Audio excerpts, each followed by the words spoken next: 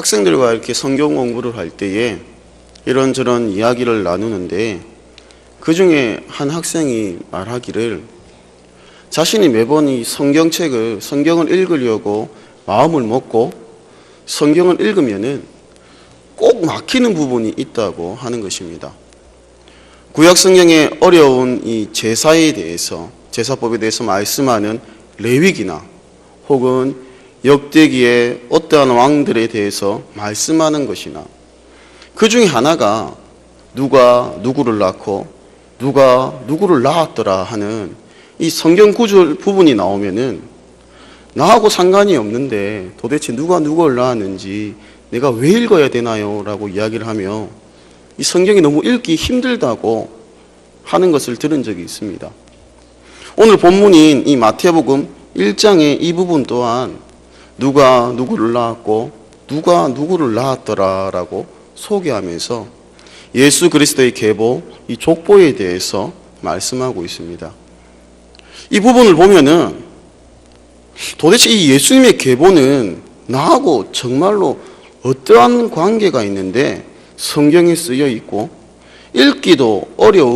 정말로 읽기도 어려운 이름들로 가득한 이 부분이 진짜 힘들다고 생각되어질 수도 있습니다. 마태복음을 기록한 이 마태는 복음서를 시작하면서 왜 가장 먼저 예수 그리스도의 계보에 대해서 기록하고 있을까? 그것은 이 다른 것이 아니라 이 마태복음이 1차적으로는 제일 먼저 유대인을 대상으로 기록되어진 복음서이기 때문입니다. 우리나라 사람들도 이렇게 본관이 어디냐 혹은 몇 대 손이냐 이렇게 기억하고 물어보는 사람들도 많은데 특히 유대인들에게는 이 족보 이야기는 결코 딱딱한 주제거나 빼먹을 수 없는 주제가 아님을 알 수 있습니다.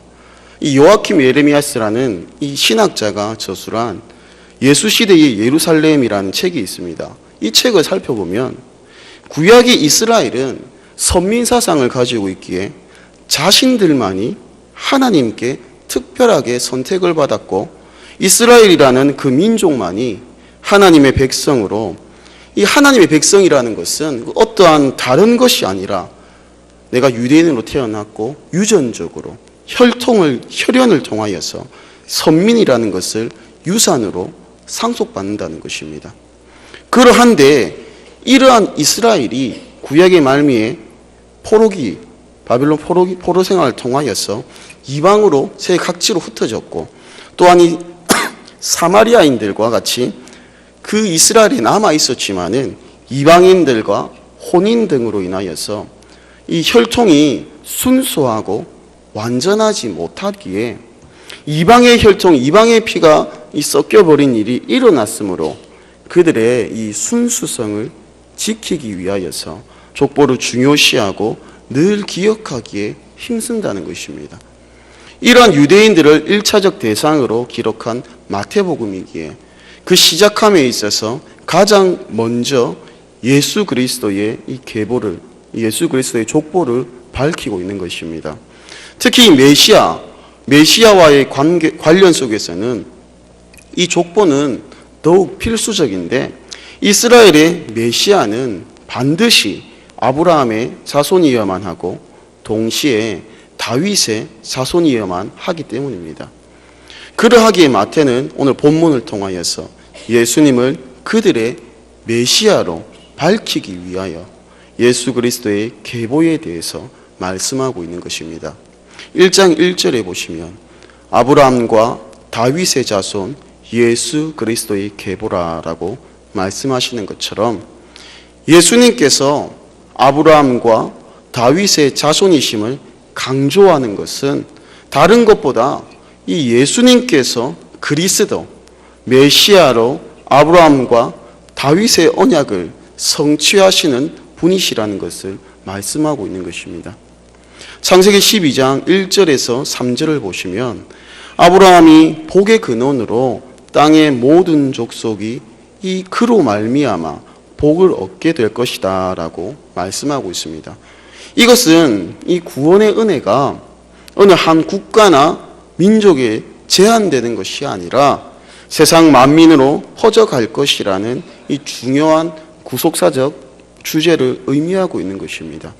결국 이 아브라함을 통한 이 언약은 아브라함 개인에 의해서가 아니라 그의 씨, 다시 말해서 궁극적인 복의 원천이신 메시아인 예수 그리스도를 통해서 성취되는 것입니다.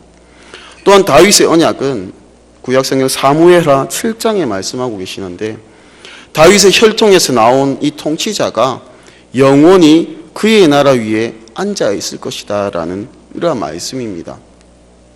이 약속은 이스라엘의 이런 역사를 찾아보면은 별로 성취된 적이 없습니다. 하나님께서 다윗의 혈통을 통하여서 이스라엘 위가 영원할 것이다 했는데 이스라엘 역사를 찾아보면 이렇게 그런 성취된 것이 별로 없고 오히려 이스라엘은 바벨론 포로 이후에 그들만의 왕권을 완전히 상실해 버렸음을 볼 수 있습니다. 그러나 오늘 본문을 통하여서 다윗의 자손인 예수 그리스도께서 나심으로 그가 다윗의 위를 차지할 권리가 있으신 분이심을 제시하고 곧 예수님께서 다윗 언약의 성취자이시자 왕으로 오신 메시아이시라는 사실을 말씀하는 것입니다. 17절을 보시면 그런즉 모든 대수가 아브라함부터 다윗까지 연례되어 다윗부터 바벨론으로 사로잡혀 갈 때까지 연례되어 바벨론으로 사로잡혀 간 후부터 그리스도까지 연례되더라라고 말씀합니다. 이것은 이스라엘 역사를 셋으로 쉽게 구분하기 위한 목적으로 연례대식 이 셋으로 구분된 족보는 이스라엘 역사의 각 시기별로 뚜렷한 특징들을 지니고 있는 이스라엘 역사를 반영하고 있는 것입니다. 먼저 본문의 2절에서 5절까지 처음에 이 연례되는 이스라엘 역사의 시작과 왕국의 이스라엘 나라의 형성에 이르기까지 약속과 인내의 시기로서 이스라엘 조상 아브라함으로부터 시작하여서 이스라엘의 대표적인 왕인 다윗에 이르러 끝이 납니다. 또한 6절에서 11절에 두 번째 연례되는 이스라엘 왕정 시대로서 이스라엘의 열왕들의 이름이 나오다가 왕권을 상실하고 포로로 끌려갔던 이 여고냐에서 끝이 나는 것을 볼 수 있습니다.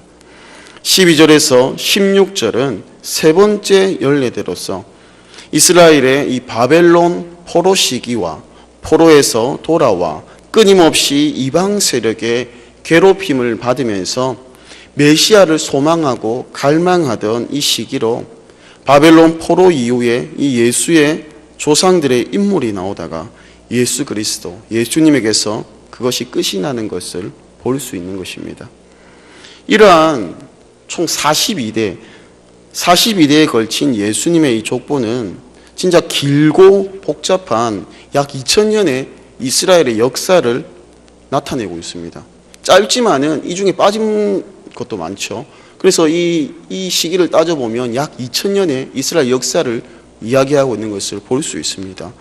마태가 마태복음을 기록하면서 이처럼 예수 그리스도의 계보를 밝히면서 이스라엘의 역사의 흐름을 말하는 것은 오랜 역사 속에, 오랜 시간 속에 그리스도를 향한 하나님께서 우리를 구원하시기 위한 구속사적인 이 섭리가 있음을 볼 수 있는 것입니다.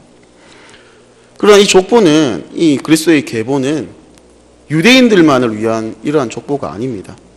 왜냐하면은 다윗의 언약대로 오신 예수님은 유대인들의 왕으로서만 오신 것이 아니라 모든 인류를 구원하실 왕으로 오셨기 때문입니다. 오늘 본문의 3절과 5절과 6절에 보시면 마리아를 제외한 이 4명의 여인들이 등장하는 것을 찾아볼 수 있습니다. 찾아보시면 바로 다말과 라합과 룻과 우리아의 아내입니다. 이 4명의 여인들은 두 가지의 이 공통점을 가지고 있는 것을 볼 수 있습니다. 첫 번째 공통점은 이들은 모두 이방인들이라는 것입니다. 이 유대인의 족보에는 이방인이 들어갈 수가 없습니다. 그런데 이들은 모두 이방인들임을 알 수 있습니다. 다말은 가나안인, 라합은 여리고, 룻은 모압 출신이었습니다.